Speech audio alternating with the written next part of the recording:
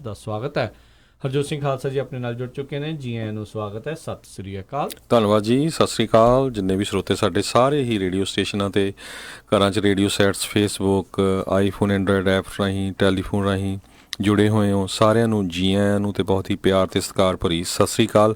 ਸਰੋਤਿਓ, ਅੱਜ ਅਪ੍ਰੈਲ ਦੀ 19 ਤਰੀਕ ਆ ਅਤੇ ਦਿਨ ਜਿਹੜਾ ਆ ਉਹ ਸ਼ੁੱਕਰਵਾਰ ਆ ਜੀ। ਪ੍ਰੋਗਰਾਮ ਸ਼ੁਰੂ ਕਰਨ ਤੋਂ ਪਹਿਲਾਂ ਸਾਡੇ ਅੱਜ ਦੇ ਸਪਾਂਸਰ ਸਹਿਯੋਗੀਆਂ ਦਾ ਧੰਨਵਾਦ ਕਰਦੇ ਜਾਈਏ। ਖਾਲਸਾ ਇੰਸ਼ੋਰੈਂਸ ਏਜੰਸੀ, ਜਿਨ੍ਹਾਂ ਦੇ ਕੋਲੋਂ ਤੁਸੀਂ ਹਰ ਇੱਕ ਤਰੀਕੇ ਦੀ ਇੰਸ਼ੋਰੈਂਸ ਕਰਵਾ ਸਕਦੇ ਹੋ। Commercial insurance, life insurance, worker ਕੌਮ ਦੇ ਲਈ ਅੱਜ ਹੀ ਇਹਨਾਂ ਨੂੰ ਕਾਲ ਕਰੋ 408 272 2500 ਦੇ ਉੱਤੇ। ਇਸ ਦੇ ਨਾਲ Santokh Singh, Paramjit Kaur Basi Fremont, Manjit Singh, Narinder Kaur Kular Clovis, Amarjit Singh Stockton, Karnail Singh Randhawa Sacramento, Satnam Singh, Gurvinder Singh Yuba City, Bisla ਪਰਿਵਾਰ ਫਰੈਜ਼ਨੋ, ਬਿੰਦਰ ਧਾਲੀਵਾਲ ਬੇਕਰਸਫੀਲਡ ਅਤੇ Coast Hyundai trailer dealership Fresno ਵਾਲੇ, ਜਿਨ੍ਹਾਂ ਦੇ ਕੋਲੋਂ ਤੁਸੀਂ ਹਾਂਡਾਈ ਦੇ ਅਤੇ ਹੋਰ ਮੇਕ ਮਾਡਲਸ ਦੇ ਡਰਾਈਵ ਐਂਡ ਰੀਫਰ ਟ੍ਰੇਲਰਸ ਖਰੀਦ ਸਕਦੇ ਹੋ। ਇਹ ਫਾਈਨੈਂਸਿੰਗ ਵੀ ਕਰਦੇ ਨੇ। ਕਾਲ ਕਰੋ 909 786 8008 ਦੇ ਉੱਤੇ। ਇਹਨਾਂ ਸਾਰਿਆਂ ਦਾ ਹੀ ਬਹੁਤ ਬਹੁਤ ਧੰਨਵਾਦ। ਜੇਕਰ ਤੁਸੀਂ ਜਾਂ ਕੋਈ ਹੋਰ ਕਾਰੋਬਾਰ ਇਸ ਪ੍ਰੋਗਰਾਮ ਨੂੰ ਸਪਾਂਸਰ ਕਰਨਾ ਚਾਹੁੰਦੇ ਹੋ, ਸੰਪਰਕ ਕਰੋ 408 722 7698 ਦੇ ਉੱਤੇ। ਜੀ, ਅੱਜ ਦੀਆਂ ਖਬਰਾਂ ਵੱਲ ਆਈਏ। ਕੁਛ ਕੁ ਜਿਹੜਾ ਮਿਊਲਰ ਰਿਪੋਰਟ ਆ ਉਹਦੀਆਂ ਹੁਣ ਕੁਛ ਕੁ ਪਰਤਾਂ ਜਿਹੜੀਆਂ ਆ ਉਹ ਬਾਹਰ ਆਉਣੀਆਂ ਸ਼ੁਰੂ ਹੋਈਆਂ ਹੈਗੀਆਂ। ਕਹਿੰਦੇ ਵੀ ਪ੍ਰੈਜ਼ੀਡੈਂਟ ਡੋਨਲਡ ਟਰੰਪ ਦੇ ਜਿਹੜੇ ਅਟੋਰਨੀ ਜਿਹੜੇ ਰਹੇ ਹੈਗੇ ਆ, ਉਹਨਾਂ ਨੇ ਉਹਦਾ ਜਿਹੜਾ ਕਾਫੀ ਸਾਥ ਦਿੱਤਾ ਹੈਗਾ। ਮਿਕ ਗਹਿਨ ਨਾਮ ਦੇ ਜਿਹੜੇ ਸੀਗੇ 2017 ਦੇ ਵਿੱਚ, ਜਦੋਂ ਉਹਨਾਂ ਨੇ ਜੂਨ ਦੇ ਵਿੱਚ ਕਿਹਾ ਸੀ ਵੀ ਜਿਹੜਾ ਆ ਸਪੈਸ਼ਲ ਜਿਹੜਾ ਕੌਂਸਲ ਹੈਗੇ, ਸਪੈਸ਼ਲ ਰਿਪੋਰਟ ਜਿਹੜੀ ਮਿਊਲਰ ਆ ਜਿਹਨਾਂ ਨੇ ਤਿਆਰ ਕਰਨੀ ਸੀ, ਉਹਨਾਂ ਨੂੰ ਰਿਮੂਵ ਕਰ ਦਿੱਤਾ ਜਾਵੇ। ਪਰ ਮੈਕਗੈਨ ਨੇ ਉਸ ਟਾਈਮ ਦੇ ਉੱਤੇ, ਡੌਨ ਮੈਕਗੈਨ ਜਿਹੜੇ ਵਾਈਟ ਹਾਊਸ ਦੇ ਕੌਂਸਲ ਸੀ, ਉਹਨਾਂ ਨੇ ਨਾ ਕਰ ਦਿੱਤੀ। ਪਰ ਬਾਅਦ ਦੇ ਵਿੱਚ ਕਹਿੰਦੇ ਵੀ ਉਹਨਾਂ ਨੇ ਇਹ ਇੱਦਾਂ ਦੀ ਕੋਈ ਗੱਲ ਮਿਊਲਰ ਦੇ ਨਾਲ ਦੱਸੀ ਨਹੀਂ ਪਈ, ਉਹਨਾਂ ਨੇ ਮੈਨੂੰ ਕਿਹਾ ਸੀ। ਸੋ ਉਹ ਵੀ ਇੱਕ ਰੀਜ਼ਨ ਆ ਜਿਹਦੇ ਕਰਕੇ ਕਹਿੰਦੇ ਵੀ ਪ੍ਰੈਜ਼ੀਡੈਂਟ ਟਰੰਪ ਜਿਹੜੇ ਆ obstruction of justice ਵਾਲੇ ਮੁੱਦੇ ਤੋਂ ਬਚ ਗਏ। ਬਿਲਕੁਲ, ਕਹਿੰਦੇ ਵੀ ਉਹ ਕਹਿੰਦੇ ਰਹੇ, ਕਹਿੰਦੇ ਵੀ ਜਿਹੜੀਆਂ ਗੱਲਾਂ ਸਾਹਮਣੇ ਆ ਰਹੀਆਂ ਇਹੀ ਵੀ ਉਹ ਕਈ ਕੁਛ ਜਿਹੜੇ ਆਪਣੇ ਸਟਾਫ ਨੂੰ ਕਹਿੰਦੇ ਰਹੇ, ਪਰ ਸਟਾਫ ਨੇ ਉਹਨਾਂ ਦੀ ਨਾ ਮੰਨੀ, ਜਿਸ ਕਰਕੇ ਕਿਤੇ ਨਾ ਕਿਤੇ obstruction of justice ਦੇ ਮਸਲੇ ਦੇ ਵਿੱਚ ਡੋਨਲਡ ਟਰੰਪ ਬਚ ਗਏ। ਪਰ ਇੱਕ ਜਿਹੜਾ ਸਵਾਲ ਉਹ ਫੇਰ ਉੱਠਦਾ ਹੀ ਆ ਇਹ ਨਾਲ ਦੇ ਨਾਲ ਵੀ ਉਹ ਕਰਨਾ ਚਾਹੁੰਦੇ ਸੀ, ਕੁਛ ਨਾ ਕੁਛ ਇੱਦਾਂ ਦਾ ਕਰਨਾ ਚਾਹੁੰਦੇ ਸੀ। ਅਤੇ ਜਿਹੜੇ ਡੌਨ ਮੈਕਗੈਨ ਦੀ ਤੁਸੀਂ ਗੱਲ ਕਰ ਰਹੇ ਹੋ, ਅਤੇ ਬਹੁਤ ਸਾਰੇ ਲੋਕ ਤਾਂ ਇਹੀ ਕਹਿ ਰਹੇ ਵੀ ਇਹਨਾਂ ਨੇ ਸਿੰਗਲ ਹੈਂਡਡਲੀ ਡੋਨਲਡ ਟਰੰਪ ਦੀ ਪ੍ਰੈਜ਼ੀਡੈਂਸੀ ਆ ਉਸ ਨੂੰ ਕਿਤੇ ਨਾ ਕਿਤੇ ਇਹ ਬਚਾ ਲਿਆ ਆ। ਸੋ ਲਗਾਤਾਰ ਪਰਤਾਂ ਜਿਹੜੀਆਂ ਖੁੱਲ੍ਹ ਰਹੀਆਂ। ਇੱਕ ਟਾਈਮ ਦੇ ਉੱਤੇ ਤਾਂ ਜਿਹੜੀਆਂ ਕੱਲ੍ਹ ਜਿਹੜੀ ਇੱਕ ਚਰਚਾ ਦਾ ਵਿਸ਼ਾ ਬਣੀ ਸੀ ਵੀ ਮੇਰਾ ਤਾਂ ਕੰਮ ਸਮਝ ਲਓ ਹੋ ਗਿਆ, ਜਦੋਂ ਇਹ ਡੋਨਲਡ ਟਰੰਪ ਨੂੰ ਪਤਾ ਲੱਗਾ, ਜਿਹੜੇ ਵਿੱਚ ਇੱਕ ਜਾਣਾ ਦੱਸ ਰਿਹਾ ਆ ਵੀ ਡੋਨਲਡ ਟਰੰਪ ਨੇ ਉਦੋਂ ਕਿਹਾ ਵੀ ਮੇਰਾ ਤਾਂ ਲੱਗਦਾ ਵੀ ਕੰਮ ਹੋ ਗਿਆ, ਵੀ ਹੁਣ ਜਦੋਂ ਸਪੈਸ਼ਲ ਕੌਂਸਲ ਜਿਹੜਾ ਲਾ ਦਿੱਤਾ, ਦੇਅਰ ਗੋਜ਼ ਮਾਈ ਪ੍ਰੈਜ਼ੀਡੈਂਸੀ, ਅਤੇ ਉੱਥੇ ਉਹਨਾਂ ਨੇ ਐਫ ਬੰਬ ਵੀ ਜਿਹੜਾ ਨਾਲ ਦੇ ਨਾਲ ਉੱਥੇ ਉਹ ਯੂਜ਼ ਕੀਤਾ ਸੀਗਾ। ਸੋ ਲੈਟਸ ਸੀ ਜਿਹੜਾ ਇਸ ਦੇ ਵਿੱਚ ਕੀ ਹੁੰਦਾ ਹੈ। ਅਤੇ ਉੱਧਰ ਜਿਹੜੇ ਨੈਡਲਰ ਹੈਗੇ ਨੇ ਡੈਮੋਕ੍ਰੇਟ ਦੇ ਜਿਹੜੀ ਕਮੇਟੀ ਦੇ ਚੇਅਰਮੈਨ ਨੇ, ਉਹਨਾਂ ਨੇ ਸਪੀਨਾ ਜਿਹੜਾ ਆ ਉਹ ਕਰ ਦਿੱਤਾ ਹੈ ਅਟਾਰਨੀ ਜਨਰਲ ਨੂੰ ਵੀ ਜਿਹੜੀ ਅਨਰਿਡੈਕਟਿਡ ਰਿਪੋਰਟ ਆ ਉਹ ਉਹਨਾਂ ਨੂੰ ਘੱਲੀ ਜਾਵੇ। ਸੋ ਹੁਣ ਅਟਾਰਨੀ ਜਨਰਲ ਨੇ ਵਿਲੀਅਮ ਬਾਰ ਉਹ ਕਿਸ ਤਰੀਕੇ ਦੇ ਨਾਲ ਇਸ ਨੂੰ ਦੇਖਣਗੇ ਜਾਂ ਨਹੀਂ ਦੇਖਣਗੇ। ਬਹੁਤ ਸਾਰੇ ਜਿਹੜੇ ਰਿਪਬਲਿਕਨਸ ਵੀ ਆ, ਜਿਹੜੇ ਇੰਡੀਪੈਂਡੈਂਟਸ ਵੀ ਆ, ਉਹਨਾਂ ਨੂੰ ਕਿਤੇ ਨਾ ਕਿਤੇ ਜਿਹੜੇ ਵਿਲੀਅਮ ਬਾਰ ਦੀ ਇਸ ਦੇ ਵਿੱਚ ਪੂਰੀ ਭੂਮਿਕਾ ਆ, ਉਹਨਾਂ ਨੂੰ ਉਸ ਤਰੀਕੇ ਦੇ ਨਾਲ ਦੇਖ ਰਹੇ ਆ, ਸ਼ੱਕ ਦੇ ਘੇਰੇ ਦੇ ਨਾਲ ਦੇਖ ਰਹੇ ਆ ਵੀ ਉਹਨਾਂ ਨੇ ਕਿਤੇ ਨਾ ਕਿਤੇ ਡੋਨਲਡ ਟਰੰਪ ਜਿਹੜੇ ਪ੍ਰੈਜ਼ੀਡੈਂਟ ਆ ਉਹਨਾਂ ਨੂੰ ਬਚਾਉਣ ਦੀ ਗੱਲ ਕੀਤੀ ਹੈ, rather than department of justice ਦਾ ਜਿਹੜਾ ਸਿੰਬਲ ਆ, ਜਿਹੜੀ ਉਹ ਚੀਜ਼ ਕਹਿੰਦੇ ਆ ਵੀ ਇਨਸਾਫ ਵਾਲੀ ਗੱਲ ਆ, ਉਸ ਤੋਂ ਉਹਨਾਂ ਨੇ ਪਰੇ ਹੋਏ ਆ। ਅਤੇ ਉਹ ਵੀ ਕਈ ਜਿਹੜੇ ਖਾਸੇ ਨਿਰਾਸ਼ ਵੀ ਇਸ ਚੀਜ਼ ਨੂੰ ਹੋਏ ਆ।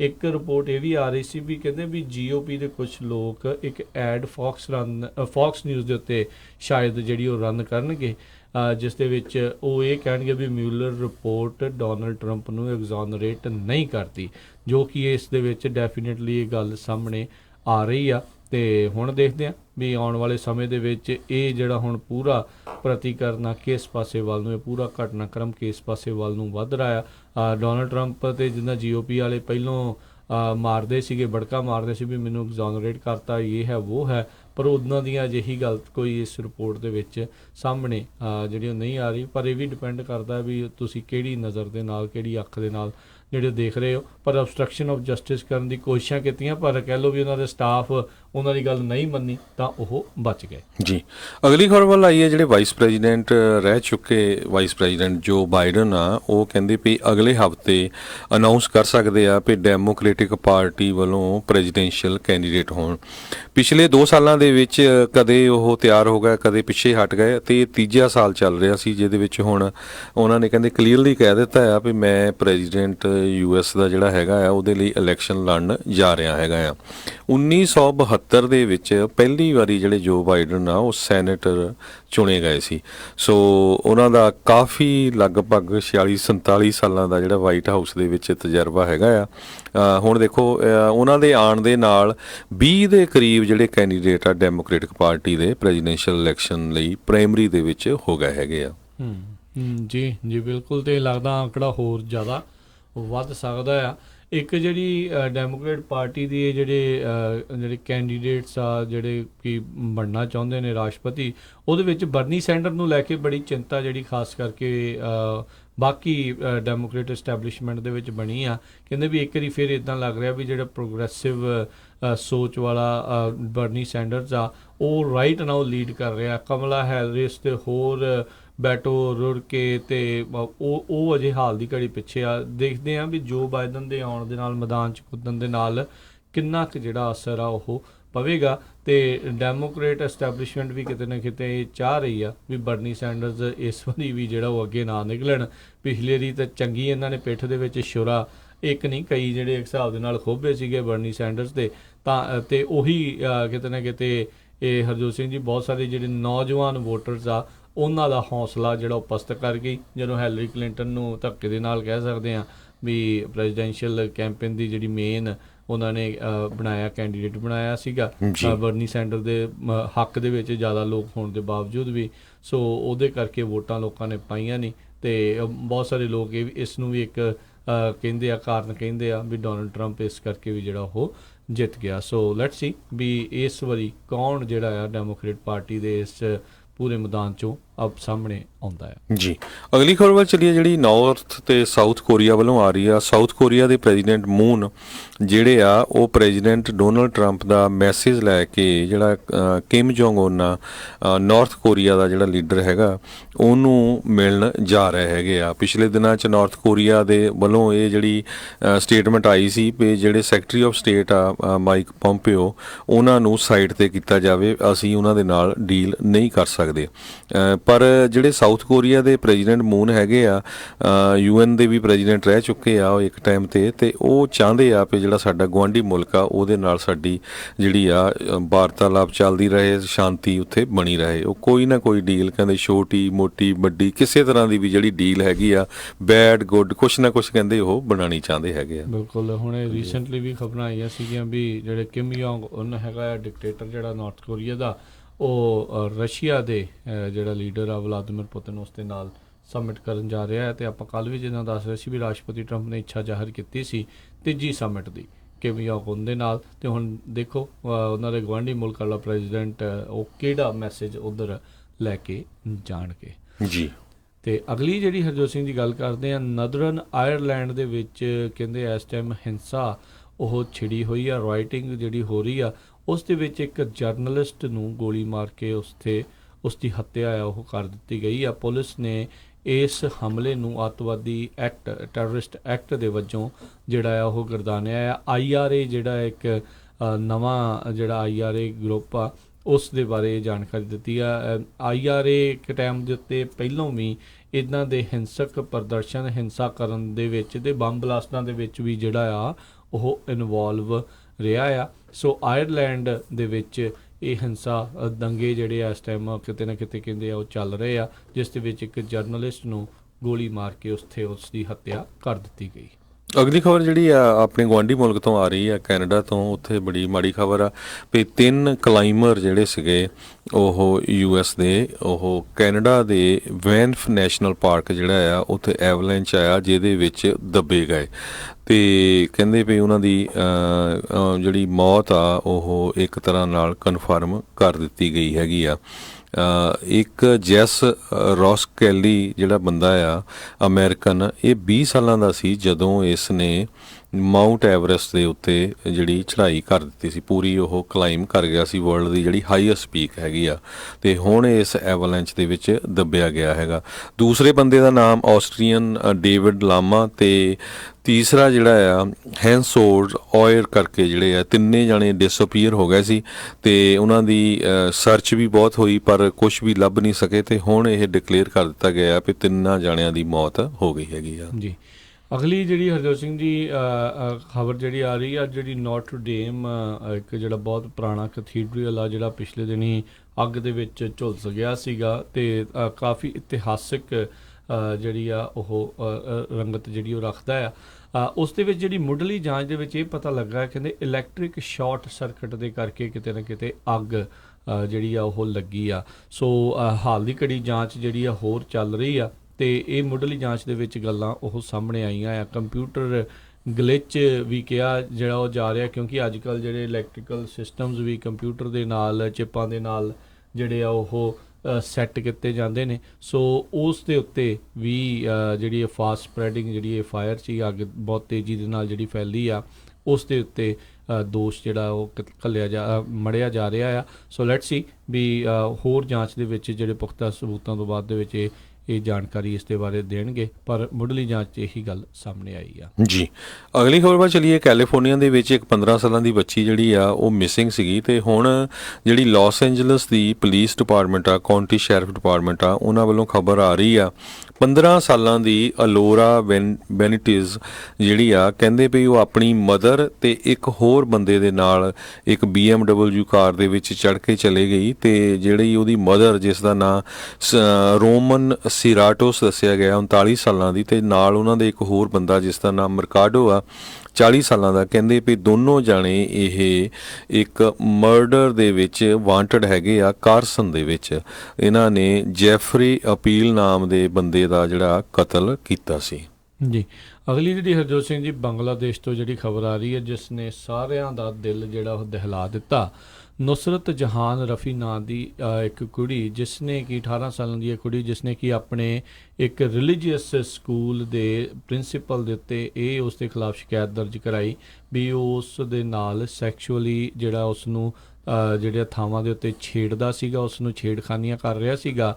ਕਹਿੰਦੇ ਵੀ ਬਹੁਤਾ ਕੀ ਹੁੰਦਾ ਅਜਿਹੀਆਂ ਥਾਵਾਂ ਦੇ ਉੱਤੇ ਜਿੱਥੇ ਜ਼ਿਆਦਾ ਅਲਟਰਾ ਰਿਲੀਜੀਅਸ ਚੀਜ਼ਾਂ ਆ, ਵੀ ਉੱਥੇ ਕੁੜੀਆਂ ਜਾਂ ਜਿਨ੍ਹਾਂ ਦੇ ਨਾਲ ਇੱਦਾਂ ਸੈਕਸ਼ੂਅਲ ਅਸੌਲਟ ਹੁੰਦਾ ਆ, ਅਬਿਊਜ਼ ਹੁੰਦਾ ਆ, ਉਹ ਦੱਸਦੇ ਨਹੀਂ। ਪਰ ਇਸ ਨੇ ਪੁਲਿਸ ਦੇ ਕੋਲ ਜਿਹੜੀ ਆਪਣੀ ਸ਼ਿਕਾਇਤ ਦਰਜ ਕਰਾਤੀ। ਫਿਰ ਲੋਕ ਇਸ ਦੇ ਹੀ ਖਿਲਾਫ ਉੱਥੇ ਪ੍ਰੋਟੈਸਟ ਕਰਨੇ ਜਿਹੜੇ ਆ ਕੁੜੀ ਦੇ ਖਿਲਾਫ ਸ਼ੁਰੂ ਕਰ ਦਿੱਤੇ, ਨਾ ਕਿ ਉਸ ਜਿਹੜੇ ਬੁੜੇ ਪ੍ਰਿੰਸੀਪਲ ਦੇ ਖਿਲਾਫ। ਅਤੇ ਉੱਧਰੋਂ ਫਾਈਨਲ ਐਗਜ਼ਾਮ ਆ ਗਏ, ਉਹਦੇ ਭਰਾ ਜਿਹੜੇ ਉਸ ਨੂੰ ਛੱਡਣ ਜਾਂਦੇ ਸੀਗੇ ਸਕੂਲ ਤਾਈਂ, 2 ਦਿਨ ਤਾਈਂ ਤਾਂ ਕਹਿੰਦੇ ਉਹਨੂੰ ਆਉਣ ਦਿੱਤਾ ਗਿਆ, ਪਰ ਤੀਜੇ ਦਿਨ ਉਸ ਨੂੰ ਉੱਥੇ ਰੋਕ ਕੇ ਉਸ ਦੇ ਉੱਤੇ ਅੱਗ ਲਾ ਕੇ ਉਸ ਨੂੰ ਸਾੜ ਦਿੱਤਾ ਗਿਆ। ਉਸ ਦੀ ਜਿਹੜੀ ਉੱਥੇ ਮੌਤ ਜਿਹੜੀ ਹੋ ਗਈ।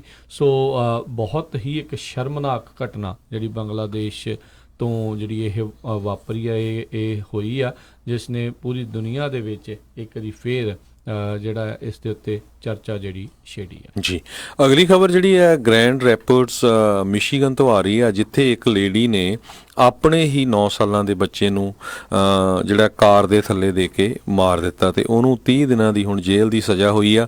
36 ਸਾਲਾਂ ਦੀ ਟਿਫਨੀ ਕੋਸੋਸਕੀ ਜਿਹੜੀ ਆ, ਕਹਿੰਦੇ ਵੀ ਉਹ ਆਪਣੇ ਬੱਚੇ ਨੂੰ ਸਕੂਲੇ ਛੱਡਣ ਗਈ, ਅਤੇ ਉਹਦਾ ਬੱਚਾ ਜਿਹੜਾ ਸੀ ਉਹ 9 ਸਾਲਾਂ ਦਾ ਜਿਹੜਾ ਸੀ ਉਹ ਸਕੂਲੇ ਪੜ੍ਹਨਾ ਨਹੀਂ ਚਾਹੁੰਦਾ ਸੀ, ਅਤੇ ਉਹ ਕਾਰ ਲੈ ਕੇ ਤੁਰ ਪਈ, ਅਤੇ ਬੱਚਾ ਜਿਹੜਾ ਆ ਪੈਸੰਜਰ ਸਾਈਡ ਵਾਲਾ ਜਿਹੜਾ ਡੋਰ ਆ ਉਹਦੇ ਨਾਲ ਲਮਕ ਗਿਆ, ਅਤੇ 50 ਯਾਰਡ ਤੱਕ ਉਹਨੂੰ ਇੱਦਾਂ ਹੀ ਕਾਰ 'ਚ ਲਮਕਾਉਂਦੀ ਅੱਗੇ ਜਾਂਦੀ ਰਹੀ, ਅਤੇ ਜਿਸ ਤੋਂ ਬਾਅਦ ਉਹਦਾ ਜਿਹੜਾ ਬੱਚੇ ਦਾ ਗ੍ਰਿਪ ਡਿੱਗ ਪਿਆ ਅਤੇ ਉਹ ਕਾਰ ਦੇ ਥੱਲੇ ਆ ਗਿਆ, ਉਹਦੀ ਜਿਹੜੀ ਮੌਤ ਹੋ ਗਈ। ਸੋ ਕਰਨ ਕਾਉਂਟੀ ਸਰਕਟ ਕੋਰਟ ਦਾ ਜਿਹੜਾ ਜੱਜ ਸੀ ਕਰਟ ਵੈਂਸਨ, ਉਸ ਨੇ 6 ਮਹੀਨੇ ਦੀ ਜੇਲ੍ਹ ਦਿੱਤੀ ਆ ਇਸ ਲੇਡੀ ਨੂੰ ਜੀ। ਫਰੈਜ਼ਨੋ ਦੀ ਗੱਲ ਕਰਦੇ ਜਾਈਏ, ਇੱਕ ਮੈਂ ਦੇਖ ਰਿਹਾ ਟਰੱਕਰਸ ਦੇ ਨਾਲ ਸੰਬੰਧਿਤ ਇੱਕ ਖਬਰ ਆਈ ਆ। ਫਲਾਈਂਗ ਜੇ ਇੱਕ ਹਾਈਵੇ 99 ਤੇ 39 ਐਗਜ਼ਿਟ ਦੇ ਉੱਤੇ ਬੇਕਰਸਫੀਲਡ ਦੇ ਨਜ਼ਦੀਕ ਆ, ਉੱਥੇ ਕਹਿੰਦੇ ਵੀ ਟਰੱਕਾਂ ਦੇ ਵਿੱਚੋਂ ਡੀਜ਼ਲ ਜਿਹੜੇ ਆ ਉਹ ਚੋਰੀ ਹੋ ਰਹੇ ਆ। ਸੋ ਉੱਥੇ ਜਿਹੜੀ ਘਟਨਾ ਜਿਹੜੀ ਵਾਪਰੀ ਆ, ਅਤੇ ਕਹਿੰਦੇ ਵੀ ਪਿਛਲੇ ਕਈ ਸਾਲਾਂ ਤੋਂ ਆਪਾਂ ਦੇਖ ਰਹੇ ਹਾਂ ਵੀ ਬਹੁਤ ਵਾਰੀ ਖਾਸ ਕਰਕੇ ਜਿਹੜੇ ਇੰਡੀਅਨ ਟਰੱਕ ਡਰਾਈਵਰ ਜਾਂ ਪੰਜਾਬੀ ਟਰੱਕ ਡਰਾਈਵਰਸ ਆ, ਇਹਨਾਂ ਦੇ ਉੱਤੇ ਕਿਤੇ ਨਾ ਕਿਤੇ ਇੱਦਾਂ ਦੇ ਜਿਹੜੇ ਡੀਜ਼ਲ ਚੋਰੀ ਦੀਆਂ ਘਟਨਾਵਾਂ ਬਹੁਤ ਜ਼ਿਆਦੀਆਂ ਵਾਪਰੀਆਂ ਆ। ਰੀਫਰ ਦੇ ਵਿੱਚ ਜਿਹੜਾ ਆ ਉਹ ਕਈ ਕੁਛ ਸਿੱਟ ਦਿੱਤਾ ਜਾਂਦਾ ਸੀ, ਟਾਇਰ ਸਲੈਸ਼ ਕਰ ਦਿੱਤੇ ਜਾਂਦੇ ਸੀਗੇ। ਸੋ ਸਾਰਿਆਂ ਨੂੰ ਇੱਕ ਦੂਜੇ ਦਾ ਧਿਆਨ ਰੱਖਣ ਦੀ ਜਿਹੜੀ ਕਿਤੇ ਨਾ ਕਿਤੇ ਜ਼ਰੂਰਤ ਆ, ਅਤੇ ਜ਼ਰੂਰ ਕੈਮਰੇ ਜਿਹੜੇ ਅੱਜ ਕੱਲ੍ਹ ਹੁੰਦੇ ਆ ਉਹ ਲਾ ਕੇ ਰੱਖਣੇ ਚਾਹੀਦੇ ਆ। ਬਾਕੀ ਕਿੱਥੇ ਤੁਸੀਂ ਆਪਣੀ ਜਿਹੜੇ ਟਰੱਕ ਨੂੰ ਪਾਰਕ ਕਰ ਰਹੇ ਉਹਦਾ ਵੀ ਧਿਆਨ ਰੱਖੋ ਵੀ ਉਹ ਜਿਹੜੀ ਪਾਰਕਿੰਗ ਸਪੇਸ ਆ, ਜਿਹੜਾ ਵੀ ਯਾਰਡ ਆ ਵੀ ਉਹ ਠੀਕ ਹੈਗਾ ਆ, ਉੱਥੇ ਸਿਕਿਉਰਿਟੀ ਦਾ ਪ੍ਰਬੰਧ ਆ ਜਾਂ ਕੈਮਰੇ ਕੁਮਰੇ ਲੱਗੇ ਆ। ਸਭ ਨੂੰ ਪਤਾ ਵੀ ਦਿੱਕਤ ਤਾਂ ਹੈਗੀ ਹੈ ਇਸ ਚੀਜ਼ ਦੇ ਵਿੱਚ ਵੀ, ਕਈ ਵਾਰੀ ਹਰ ਥਾਂ ਦੇ ਉੱਤੇ ਹਰ ਸਹੂਲਤ ਜਿਹੜੀ ਨਹੀਂ ਮਿਲਦੀ, ਮਜਬੂਰੀ ਵਸ ਕਈ ਥਾਵਾਂ ਦੇ ਉੱਤੇ ਲਾਉਣਾ ਵੀ ਪੈਂਦਾ ਆ। ਪਰ ਤੁਸੀਂ ਐਟਲੀਸਟ ਆਪੋ ਆਪਣੇ ਜਿਹੜੀਆਂ ਵਿੰਡਸ਼ੀਲਡ ਆ ਜਾਂ ਫਰੰਟ ਵਿਊ ਵਾਲੇ ਜਿਹੜੇ ਕੈਮਰੇ ਆ ਉਹ ਤੁਸੀਂ ਖੁਦ ਵੀ ਜਿਹੜੇ ਆ ਉਹ ਲਾ ਕੇ ਜਿਹੜੇ ਰੱਖਣੇ ਚਾਹੀਦੇ ਆ, ਤਾਂ ਜੋ ਅਜਿਹੇ ਜਿਹੜੀਆਂ ਕਰ ਰਹੇ ਲੋਕ ਨੇ, ਸ਼ਰਾਰਤਾਂ ਜਿਹੜੀਆਂ ਕਰ ਰਹੇ ਨੇ, ਚੋਰੀਆਂ ਕਰ ਰਹੇ ਨੇ, ਉਹਨਾਂ ਨੂੰ ਜਿਹੜਾ ਆ ਉਹ ਫੜਿਆ ਜਾ ਸਕੇ। ਅਗਲੀ ਖਬਰ ਵੱਲ ਚੱਲੀਏ, ਜਿਹੜੀ ਖਬਰ ਕੈਲੀਫੋਰਨੀਆ ਤੋਂ ਆ ਰਹੀ ਆ। ਅੱਜ ਕੱਲ੍ਹ USA ਦੇ ਵਿੱਚ ਬਹੁਤ ਵੱਡੀ ਜਿਹੜੀ ਐਂਟੀ ਇਮੀਗ੍ਰੈਂਟ ਵੇਵ ਚੱਲ ਰਹੀ ਹੈਗੀ ਆ, ਖਾਸ ਕਰਕੇ ਟਰੰਪ ਐਡਮਿਨਿਸਟ੍ਰੇਸ਼ਨ ਦੇ ਵੱਲੋਂ। ਅਤੇ ਕਹਿੰਦੇ ਜ਼ੂਮ ਜਿਹੜੀ ਕੰਪਨੀ ਆ ਉਹਦਾ CEO ਚਾਈਨਾ ਤੋਂ 22 ਸਾਲ ਪਹਿਲਾਂ ਇਮੀਗ੍ਰੈਂਟ ਹੋਇਆ ਸੀ, ਅਤੇ ਕਹਿੰਦੇ ਉਹ ਬਹੁਤ ਹੀ ਘੱਟ ਇੰਗਲਿਸ਼ ਬੋਲਦਾ ਸੀ, ਉਹਨੂੰ ਆਉਂਦੀ ਹੀ ਨਹੀਂ ਸੀ ਇੰਗਲਿਸ਼। ਅਤੇ ਇਸ ਟਾਈਮ ਉਹ $3 ਬਿਲੀਅਨ ਵਰਥ ਉਹਦੀ ਜਿਹੜੀ ਇਨਕਮ ਹੈਗੀ ਆ। ਏਰਕੋਆਨ ਉਸਨੇ ਜ਼ੂਮ ਜਿਹੜੀ ਆ 2011 ਦੇ ਵਿੱਚ ਸੈਟਅਪ ਕੀਤੀ ਸੀ। ਹੀ ਬਿਲਡ ਵੈਬਐਕਸ, ਉਹ ਜਿਹੜੀ ਸਿਸਕੋ ਦੇ ਨਾਲ ਰਲ ਕੇ। ਅਤੇ ਥਰਸਡੇ ਜਿਹੜੀ ਮਾਰਕੀਟ ਦੇ ਵਿੱਚ ਆਨ ਦੇ ਜਿਹੜੇ ਸਟੇਕ ਸੀ ਜ਼ੂਮ ਦੇ ਵਿੱਚ $2.9 ਬਿਲੀਅਨ ਦੇ ਸੀਗੇ। 2018 ਦੇ ਵਿੱਚ ਉਹਨੂੰ glass doors big company CEO of the year ਐਲਾਨਿਆ ਗਿਆ ਸੀ। 99% ਉਹਦੀ ਅਪਰੂਵਲ ਰੇਟਿੰਗ ਸੀ ਉਹਦੇ EMPLOYEES ਵੱਲੋਂ। ਜੀ, ਅਗਲੀ ਜਿਹੜੀਆਂ ਕੁਛ ਜਲਦੀ ਖਬਰਾਂ 'ਤੇ ਨਜ਼ਰ ਮਾਰਦੇ ਹਾਂ। ਫਲਿੰਟ ਮਿਸ਼ੀਗਨ ਦੇ ਪਾਣੀ ਨੂੰ ਲੈ ਕੇ ਸਭ ਨੂੰ ਪਤਾ ਹੈ ਵੀ ਉੱਥੇ ਕਿੰਨੀ ਭਿਆਨਕ ਜਿਹੜੀ ਸਥਿਤੀ ਬਣੀ ਪਈ ਸੀ, ਵੀ ਬਹੁਤ ਜ਼ਿਆਦਾ ਭਿਆਨਕ ਰਸਾਇਣਿਕ ਤੱਤਾਂ ਦੇ ਨਾਲ ਭਰਿਆ ਹੋਇਆ ਪਾਣੀ ਆ ਲੋਕਾਂ ਦੇ ਘਰਾਂ ਤੱਕ ਪਹੁੰਚ ਰਿਹਾ ਸੀ। ਅਤੇ ਅੱਜ ਇੱਕ ਜੱਜ ਨੇ ਜਿਹੜੀ ਆ ਇੱਕ ਕਹਿ ਲਓ ਵੀ ਫਲੱਡ ਗੇਟਸ ਓਪਨ ਕਰ ਦਿੱਤੇ ਆ, ਜਿਸ ਦੇ ਵਿੱਚ ਜਿਹੜੇ ਫਲਿੰਟ ਦੇ ਰੈਜ਼ੀਡੈਂਟਸ ਆ ਉਹ EPA ਇਨਵਾਇਰਮੈਂਟਲ ਪ੍ਰੋਟੈਕਸ਼ਨ ਏਜੰਸੀ ਅਤੇ ਫੈਡਰਲ ਸਰਕਾਰ US ਦੀ ਸਰਕਾਰ ਆ, ਉਸ ਨੂੰ ਇਸ ਦਾ ਬਲੇਮ ਘੜ ਸਕਦੇ ਆ ਅਤੇ ਇਸ ਦੇ ਪ੍ਰਤੀ ਉਸ ਨੂੰ ਸੂ ਕਰ ਸਕਦੇ ਆ।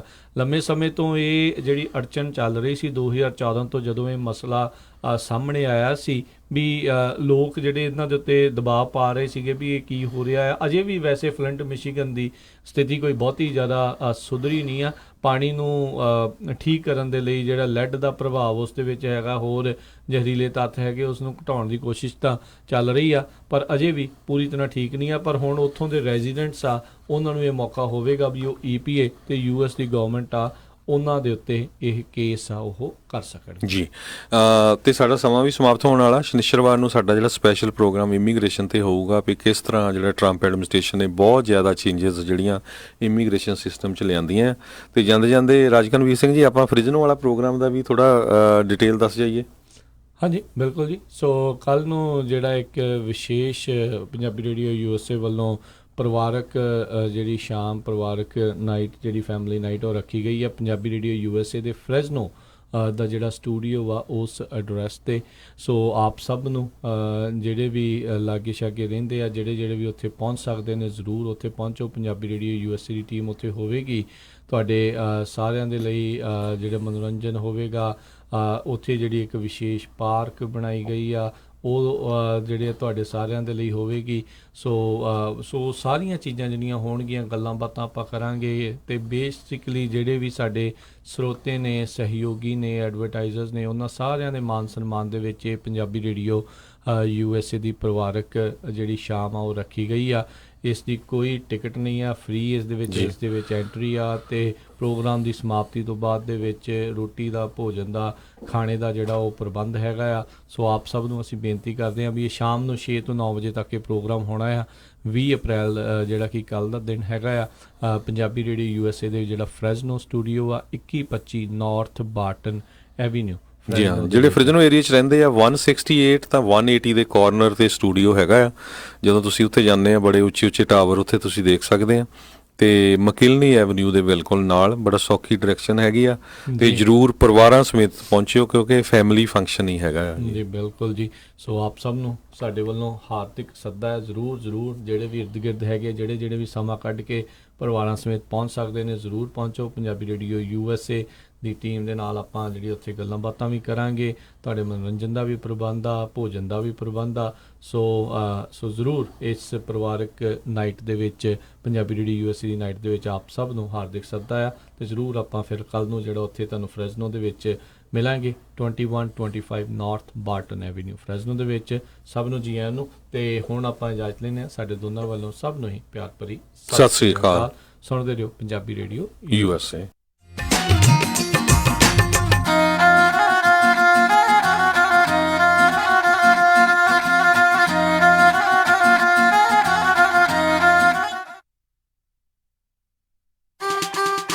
ਗੁਰੀ, ਅੱਜ ਮੇਰਾ ਘਰੇ ਖਾਣਾ ਖਾਣ ਨੂੰ ਬਿਲਕੁਲ ਦਿਲ ਨਹੀਂ ਕਰਦਾ।